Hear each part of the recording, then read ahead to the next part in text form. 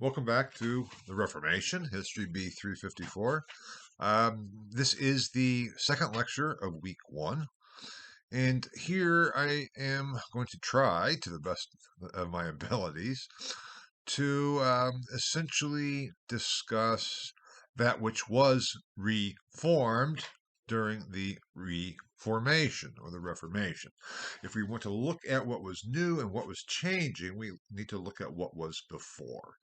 I think I said at the end of last lecture um, that essentially I'm trying to squeeze two full semester courses down into one lecture. And that obviously is not possible. I cannot give you an overview of any satisfactory sense of the Middle Ages and the development during the Middle Ages. But there are some basic concepts and principles and even institutions that are essential to have a basic understanding of in order to understand what is going on when we get to the late medieval, early modern period and the transformations that took place, especially into the 16th century. So, with that in mind, the primary concept that we need to grasp is that of Christendom. And that is then the first PowerPoint slide after the introductory one. So the first topical one is Christendom. And Christendom can be a difficult concept to grasp because it is not the same as Christianity. In many ways, whatever you think of or what we think of as being Christianity today, we have to put that on the shelf. Now, Christendom was a concept, and you see that last point on the slide is the myth of Christendom, which I'll come back to, obviously. I'm not skipping to the last entry on the PowerPoint slide to begin with. But it's an overarching concept. I often make the analogy to an operating system on a computer. Now, I'm not a computer person. I know very little, so in many ways I don't know what I'm talking about. But there are these operating systems. Windows is one, DOS is one, and there's, I'm sure, many, many others. If you're into computers, you probably know, or I'm sure you know, far more about such things as I do. But my understanding is that there's this operating system that works the programs.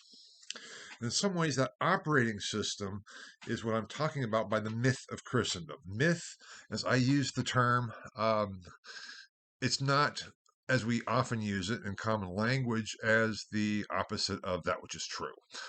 So often we say that's not true, that's simply a myth. It is a story that has no basis. Now, that's not how I use it. I use it in the terms more in an academic sense. There's a whole field of study of mythologies. And mythographic work and so there is an academic study of myths, and myths express truth but not literally. There are different levels of truth, I would argue. There is what I call religio-poetic truth. That's the truth of Christendom. That's the truth of religion as such. That is not intended to be literal.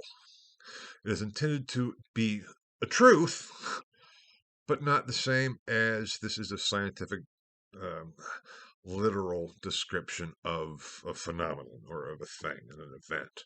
Poetry, I would argue, expresses truth. Love is truth.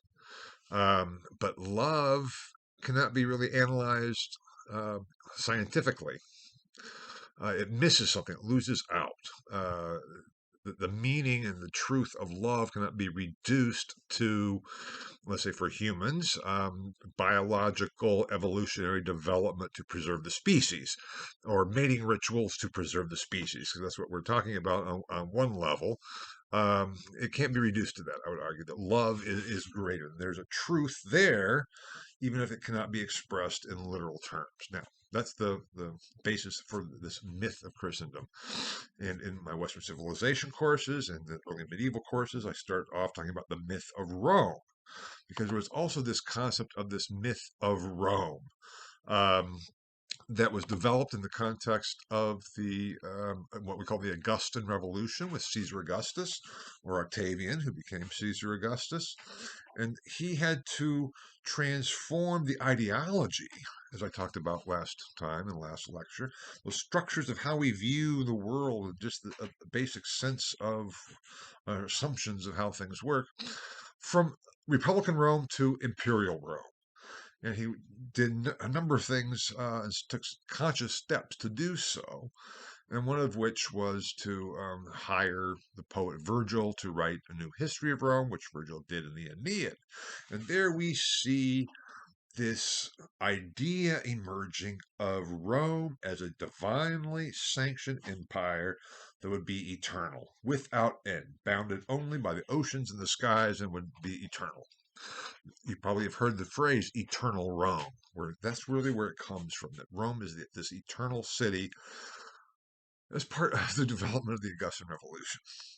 Now, that is also came about with, in terms of Christianity, when Rome became Christian. And that is a very complex process. But in the course of the 4th century, Christianity, which had started out as a very minor sect of Judaism on the edge of the empire, became not only a legal religion of Rome first, but then the only religion of the Roman Empire. It was a persecuted religion until Constantine, and we'll be talking about Constantine a little bit later in the course, the impact of Constantine. Constantine was the Roman emperor who, as stories had it, had a vision before this great battle when he was fighting for control of Rome, and the vision was of a cross, or Chi-Rho, and Chi-Rho, the two Greek letters for the word Christos, and I could write it down for you if I had a board to do it. But it's the X, well, it looks like an X with the P through the X. So if you've seen that symbol, if that makes any sense for my oral description of it, that's the chi is the X, the Greek letter X, and the P, what looks like a P, is the Greek letter rho, the first two letters of Christos in Greek. So it's either a Chi-Rho or a cross. And the sign, the vision was this image, and the words, "In this sign conquer," in hoc signo vinces. So Constantine tried it. He had his soldiers paint this symbol on their shields. He went out and he was victorious at the Battle of the Milvian Bridge in 312. And then in 313, after becoming emperor in Rome, he issued with his co-emperor the Edict of Milan in 313, which legalized Christianity. Now, often you will read or have heard maybe that Constantine then became a Christian at that point. That is highly debated. He still used the pagan symbols for himself as Sol Invictus, the son of God's son, and things with the son of the sun god. But there's a little question about how he favored Christians from that point on. He supported Christians. He calls for the Council of Nicaea in 325, and at Nicaea in 325, they did such things as determine what would be the canon, the official writings of the Bible, for the Christian scriptures, which would provide the basis for theological debate and argument. They also condemned Arianism, and Arianism was a Christological position that Jesus was the adopted Son of God. It was very prevalent among Germanic groups and tribes coming in, but that was condemned. Before that time, before 325, Arianism was an option, a Christological option. Heresy, which we term heresy, only becomes heresy in the Christian tradition when it's condemned. Before that period, it's still an option.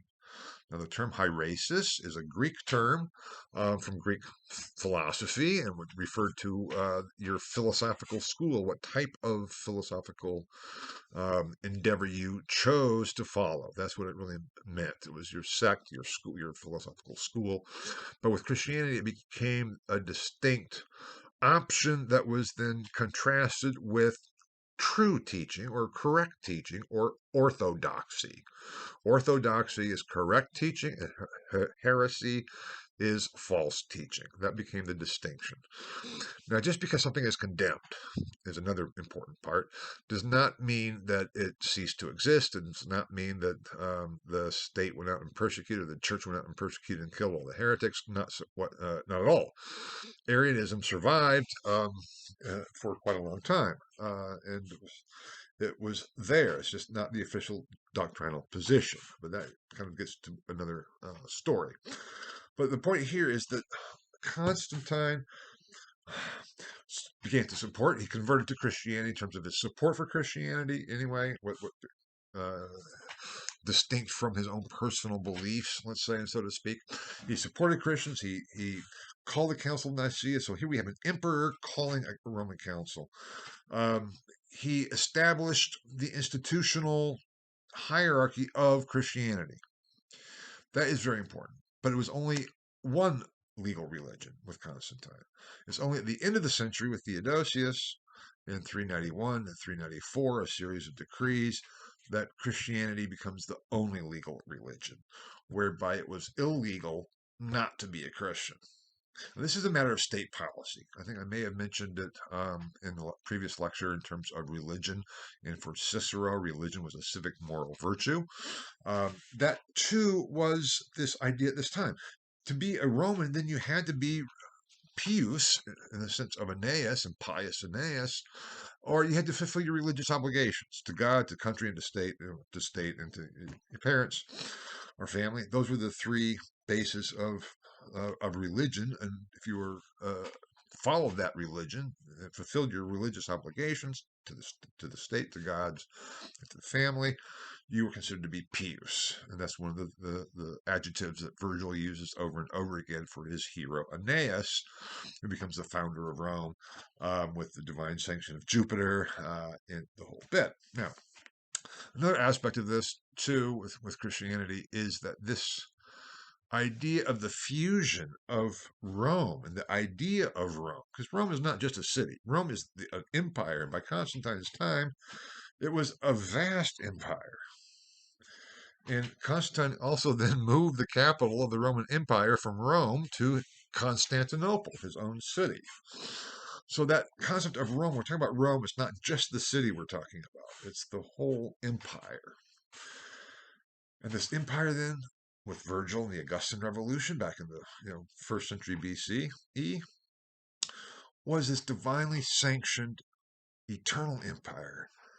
And then that became a divinely sanctioned Christian empire. And that was the inheritance as we move on into late antiquity. We talked about that last lecture, in terms of periodization. But into the later 4th, 5th, 6th century, even as Roman administrative power and authority in the West fell apart. Now, that's a story in and of itself, and one that I talk a lot about in my course B351, Early Medieval Europe, or the Early Middle Ages. But what is important for here is this figure of Constantine. And Constantine is the leader of religion and this empire. Now, I have up there on the slides a definition of Christendom as a geopolitical entity defined by the boundaries of Christian worship. That, I think, is a good basic definition of this idea, this ideology, this myth of Christendom. It's not simply a belief. That is something that we really need to work to understand the past, because for us, it seems to me, by and large, with certainly some exceptions today, such as in the Middle East, with Iran and Iraq, religion has become, for us, at least in the West, more or less a personal issue. It's a matter of what you might believe. I might believe something differently from you, but that's okay, because it's not a matter of state. It's a matter of individual belief. We have in our American ideology this separation of church and state, which is not a quite accurate interpretation of the the non-establishment clause, which simply says that the government shall not establish a religion. It does not say church and state are separated. It says that the government will not establish one. And I won't go off here now on my theological views of American civil religion, and how it's, well, I'll just leave that there. But the point is, I think all we have to do is look around a little bit to realize that even if we have this concept of the separation of church and state, which I'll come back to as a false dichotomy for our period, there's no such thing as the separation of religion and politics. I mean, I think that has become increasingly clear. It was always the case. The religion and politics are almost inseparable in our country. Now, for the Middle Ages and on through the early modern period, even after the Reformation, there's no concept of the separation of church and state. They are more or less one and the same thing. I think I said also in last lecture that the options were the difference between a church state and a state church. And we'll see that emerging. But those options were there from the beginning. And with Constantine, it's very much a state church. Christianity is the religion of the Roman Empire, beginning with Theodosius, and then on into the medieval period after Roman administrative structures in the West fall by the wayside. What replaces them then are the kingdoms of the Franks, eventually, to establish themselves in Central Europe. And that becomes of a significance because these Franks were Christians. They converted the first king that unite all the Frankish tribes under his kingship was Clovis. He converts in 498 or so CE, and he converts to Roman Christianity, following Rome, rather than to Arian Christianity. So we have this close association between the papacy, or the Pope, and the Franks, the Frankish kings. Now that even is more solidified, so to speak, with the crowning of Charlemagne. Charlemagne was crowned on Christmas Day, 800 CE, as Roman Emperor, not as Holy Roman Emperor. That's an important distinction to make if we're trying to understand Charlemagne. But Charlemagne, who, and that's also a long development, and I'm trying to keep it as short as I can here. Charlemagne was a major significant figure because he controlled more territory in north of the Alps and even into Italy than had any individual since basically Theodosius. So he established, again, this myth of this unified empire. Now, why was he crowned Roman emperor? How did that come about? Again, this is a long, complex story, but the short of it is that the Pope, or the Bishop of Rome, felt that the emperor in the east, still in Constantinople, because after Roman administrative power in the west falls by the wayside, there's still a Roman emperor in the east. Always had been until 1453, but we'll get to that point when we get there. Felt that they had fallen into heresy. Now, this was a problem because how could you have a heretical emperor who was emperor of a Christian empire? That was the problem. And the idea was you couldn't. There was a contradiction in terms. So that if the emperor was a heretic, the emperor was, by that very fact, or a Latin phrase, handy to know, eo ipso, by that very fact, was deposed, was no longer emperor. So there was an imperial vacancy. Now, in the papal construct and ideology, the Pope had sanctioned Constantine moving the capital to Constantinople. That was transferring the emperor, the seat of the empire, the emperorship, so to speak, from the Latins, or the Romans, the Latins, to the Greeks. This was called the translation of the empire, the translatio imperii.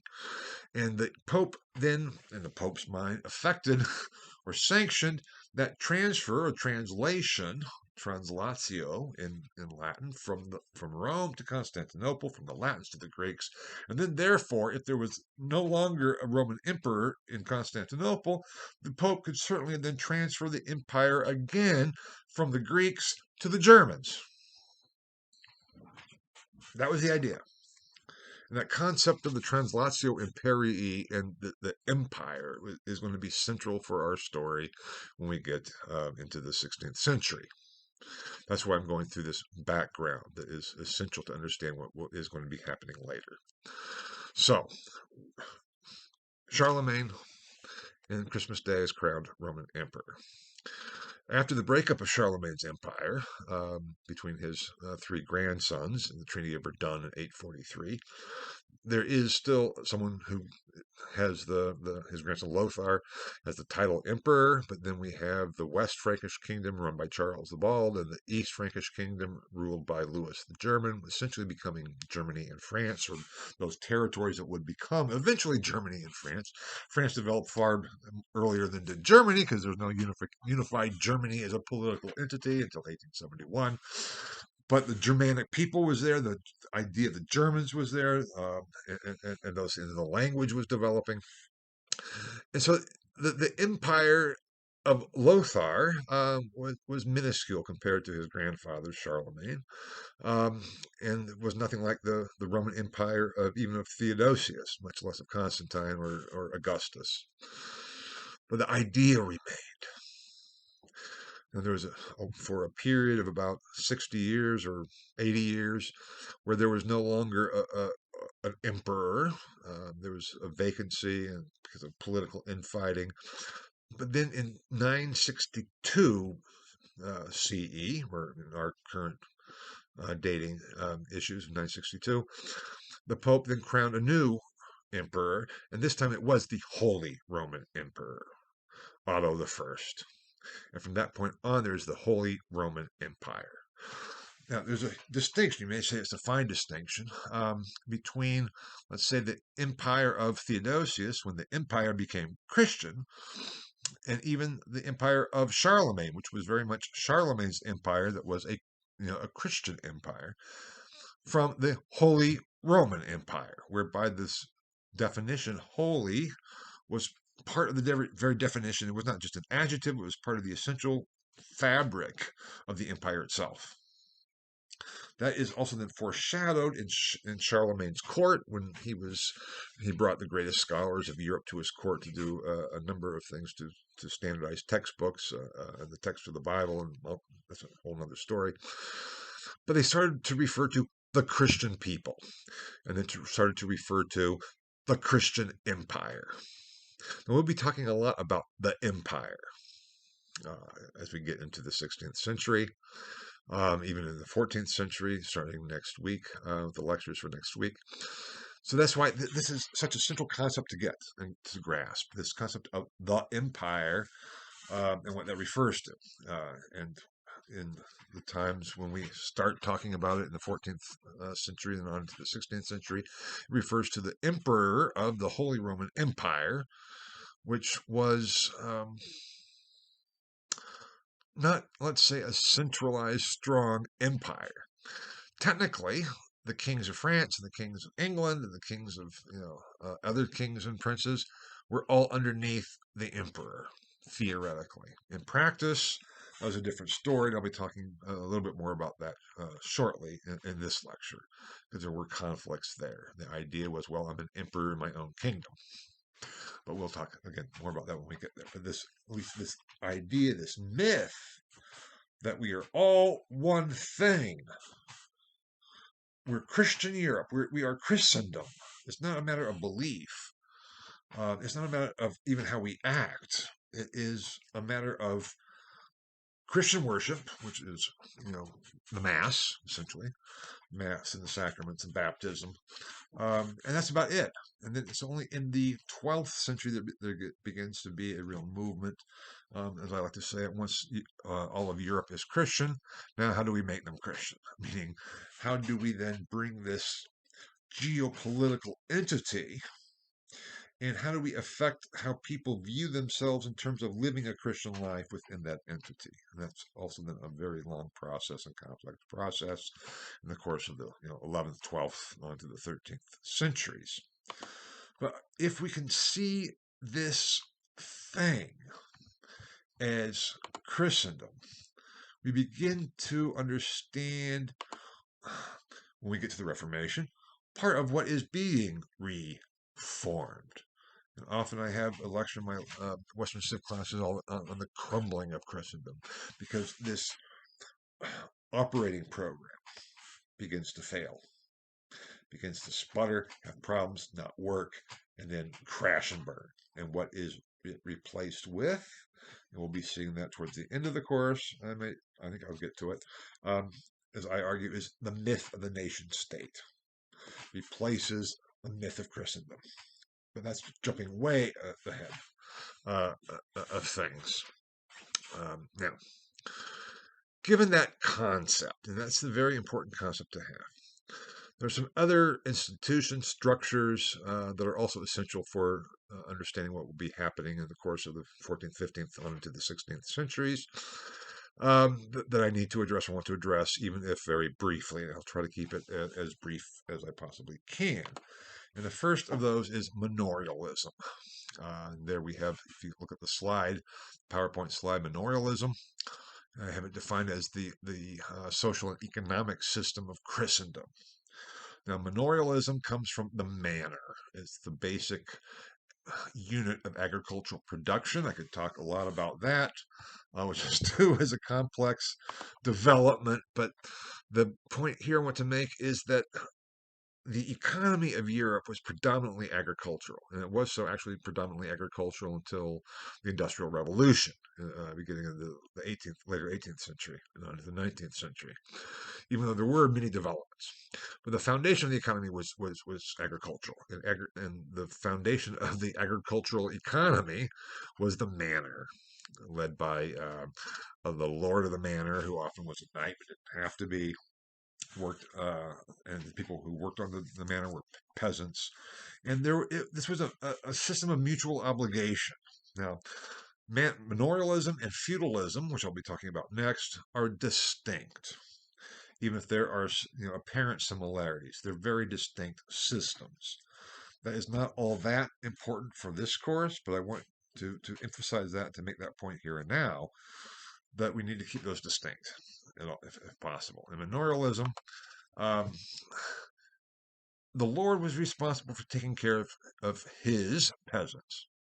The peasants had the responsibility to work on the Lord's domain, or the Lord's lands. The Lord would receive the labor service. Now, the peasants, I have up here the rights of the peasants and the rights of the lords.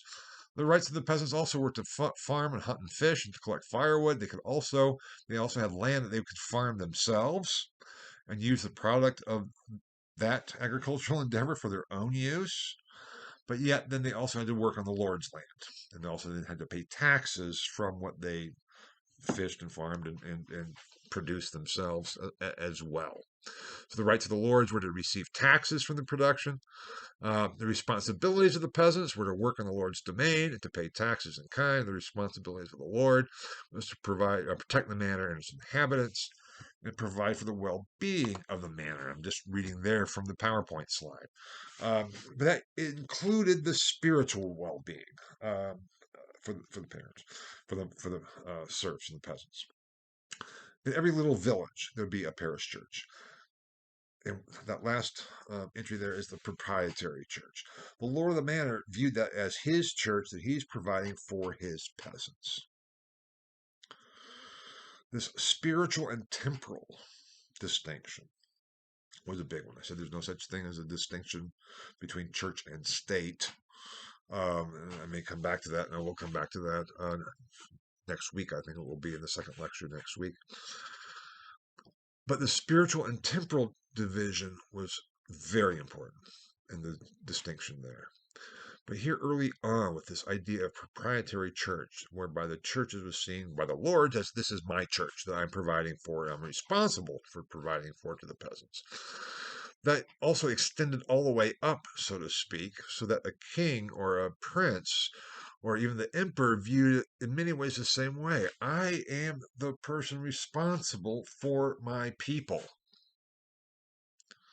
Now, this gets into the political theory and divine kingship and things like that, which I'll come back to.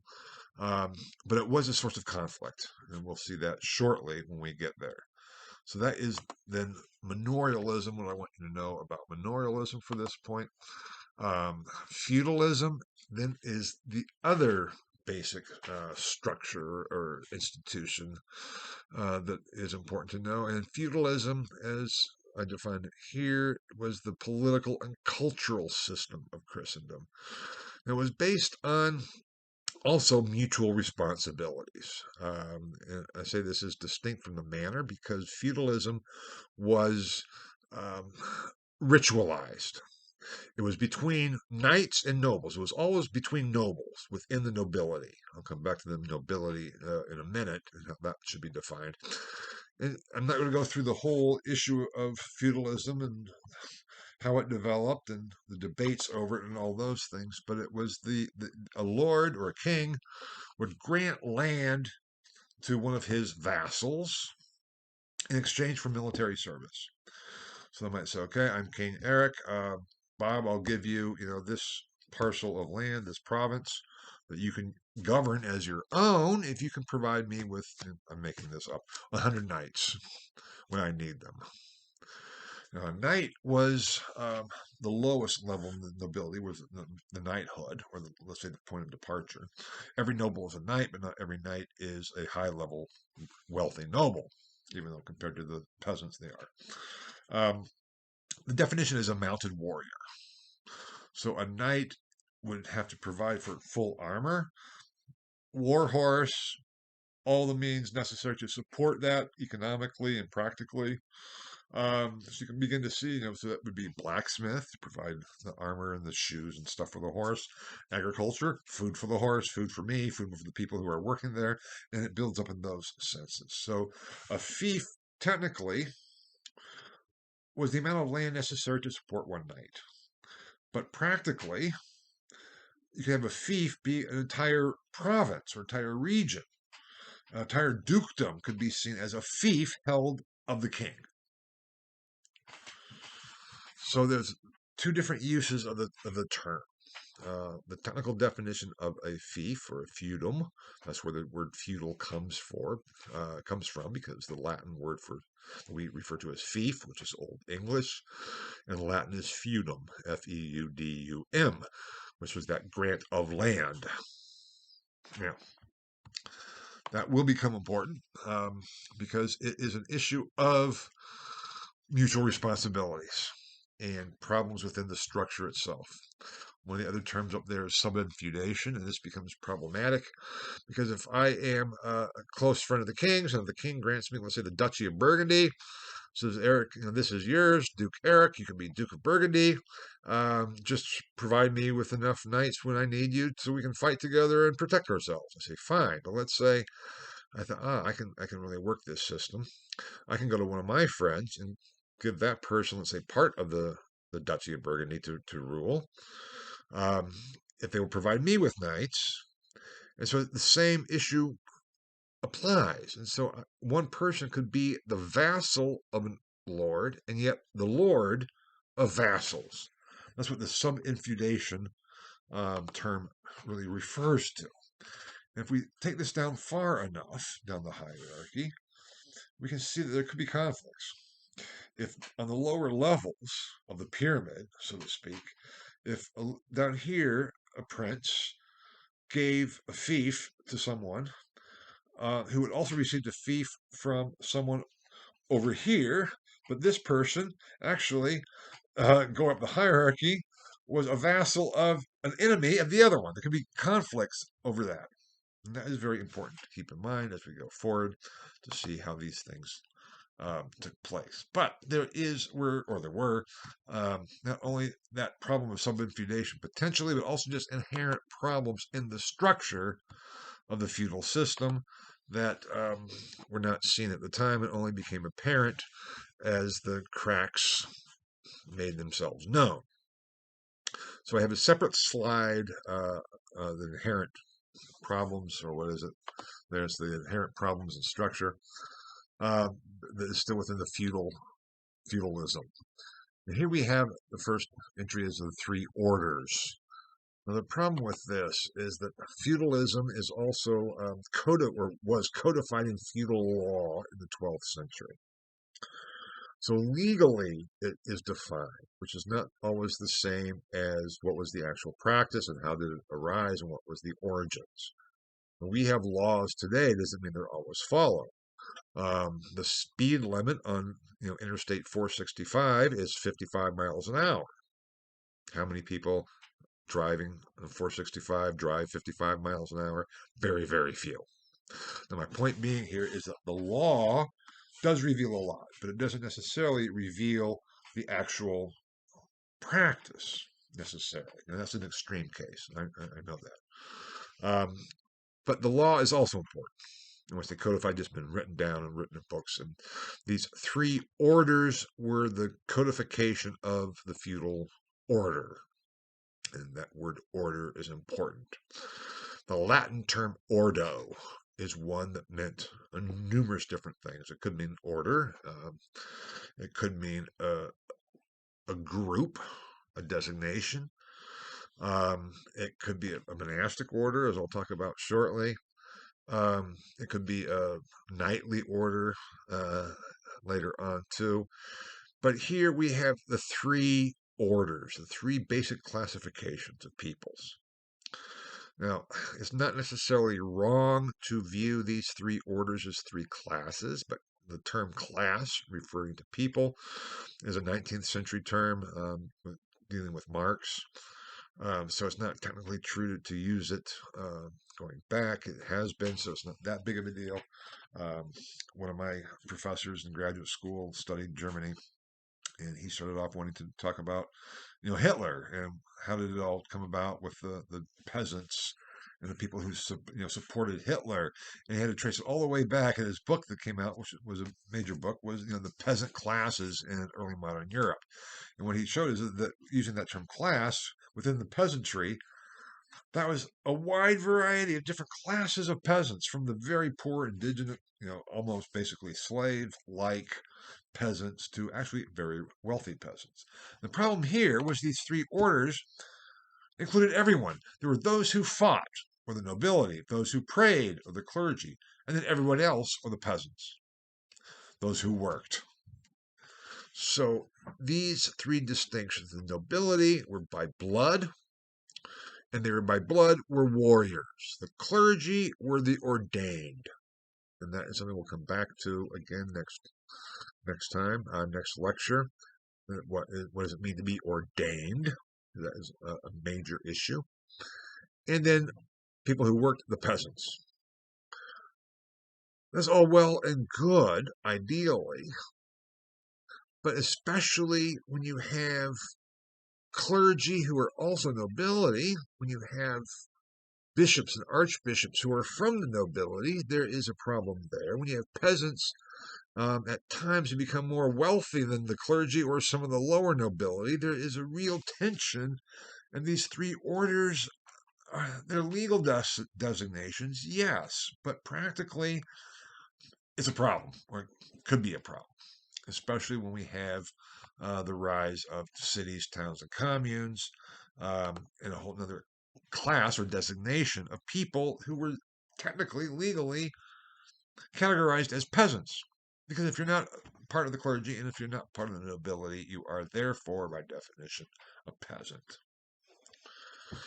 In the 9th, 10th, 11th century, there is an immense increase in economic takeoff, and therefore also an notable increase in population, a rise in town settlements, the establishment of towns, and the rise of merchants.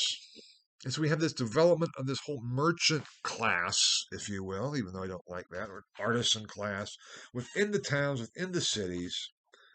And they don't really fit within this feudal structure. They are not living on a manor, doing agricultural work.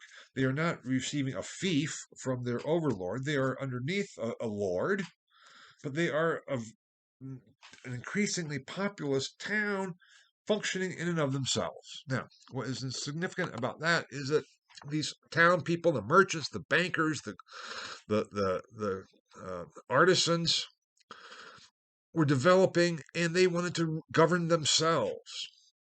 And beginning in the 11th century, I think, and some of the early worst ones in France, there became issues of what's known as the communes. The commune is not what we might think of as coming from the 1960s and hippies living all together in peace and harmony, but rather it is an incorporated city. And what cities would do would be to say, okay, let's try to put ourselves in order and govern ourselves. So they would approach the prince or the king. So, okay, king, tell you what we'll do. We will be your city. So if you will grant us a charter and rights and privileges and get us out from under our immediate overlord, feudal or overlord, we will be directly responsible to you. So we will pay our taxes directly to you. We'll harbor you. We'll host you if you ever want to come through. If you allow us to, number one, have you as our direct overlord rather than the feudal overlord. And number two, function as a single unit. So whatever taxes we owe, whatever military service we owe, which we will pay for you, we'll send our knights and everything, we will do so as a corporate body. Now, we have a whole issue in the development of corporate law in the communes, and it also gets a very complex development because it's tied in with the guilds, the artisan guilds, and eventually the universities and the cities and the incorporated cities. It gets really complex, but what you need to know now for this course, especially, are the importance and the rise of cities, towns, commerce, trade, long distance trade, banking is developing, and these communes are incorporated cities. And within that was actually from the French term, actually, but in the German speaking territories within the empire, whom did they go to? They didn't go to the King of France for their charge, they went to the emperor. And the emperor would designate some of these cities as free cities. They became known as the free imperial cities. They were cities who were outside of the feudal hierarchy of emperor, big princes, lower princes, knights, etc. And then they were outside that hierarchical structure and directly underneath the emperor. These free imperial cities function on their own. They govern their own affairs as long as they paid their feudal dues and met their feudal obligations to the emperor himself. They were good to go. And the lords couldn't say anything about it. What are they going to do? Say, well, no, city, you can't, be independent from my authority. And they said, oh, yeah? Well, the emperor says we can. And the Lord might say, okay, we'll see about that. And the emperor said, yeah, you leave him alone. So there is tensions there. It was a good deal for everybody except for the immediate overlords of the cities. And we'll see that happening again with monasticism shortly, but that's another issue which I'll come back to as well. But these pre-imperial cities were to have a major importance for the Reformation. And they also caused problems because they didn't fit within the feudal system. It would eventually lead to cracking and crumbling as we got further and further on into the later Middle Ages. Now, given that, we talk about, again, coming back to this, we'll come back to this issue of church and state. I mentioned the proprietary church. That was falling by the wayside because in the 11th century, too, there was a reform program called the Gregorian Reform, which sought to establish the freedom of the church from lay control. Now, you say, what? You just used the word church. I did. Even with the theory at the time, the church could have differing definitions. And one definition that was given by theologians of all types was that the church, most fundamentally, is the communion of the faithful, all the baptized. If you're baptized, you're part of the church. In that sense, there's no distinction between church and state. But the church can also be seen as the ecclesiastical hierarchy. then there is a distinction to be made. If the church is that ecclesiastical hierarchy, rather than all Christians or all members of Christendom, then we can talk about the church separately from the state or from the lay hierarchy. That is the big debate. Was there conflict between the lay hierarchy and the ecclesiastical hierarchy? Oh, yes. What was the basis of this power struggle? Well, that gets back to the issue of ordination. Because the clergy were ordained. Now, there are lower levels of clergy, and there's ordination. It gets to be kind of a mess as well, but I'll try to keep it simple here.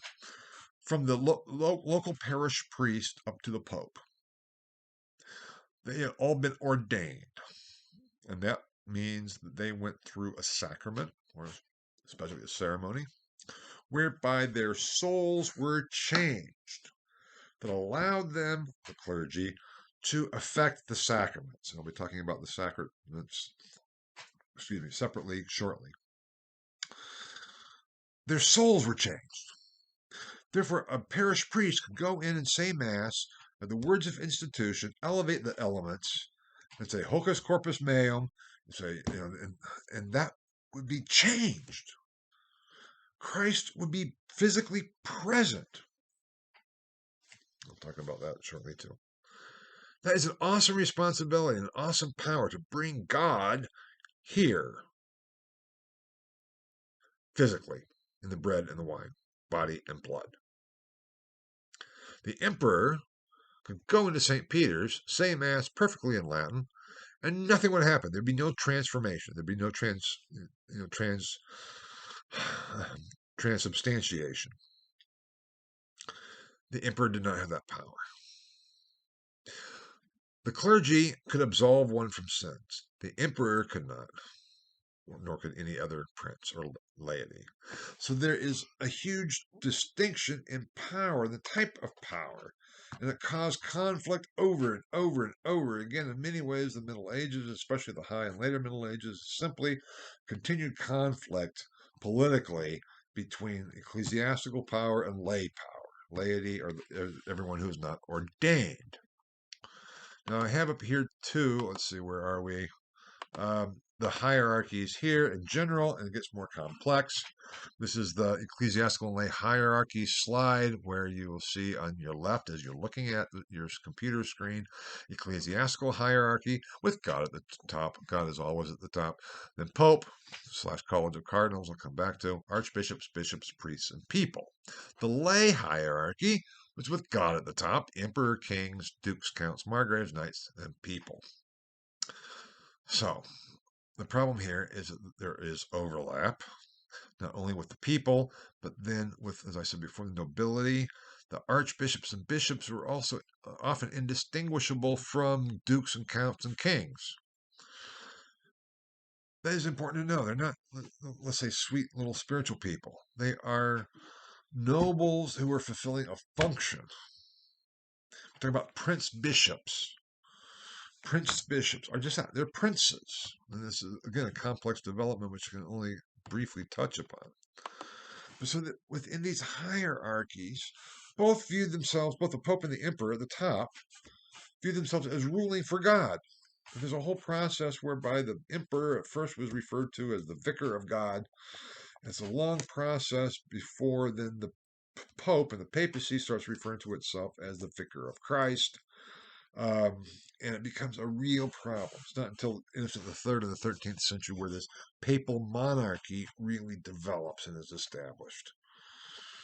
And so the prince-like nature of the ecclesiastical princes was just part of the nature of the hierarchy. It goes back and forth. This idea that they were sweet spiritual people and concerned in pastoral care is a bunch of bunk. Even though they weren't supposed to fight, we certainly have in the later Middle Ages. We have cardinals leading armies. We even have a pope who were leading army, Julius II, which I'll come back to. So it's really fun stuff. But my point is, it's fluid. I have up here these two hierarchies as distinct, but the fluidity between, it's not always clear who is part of which and how it all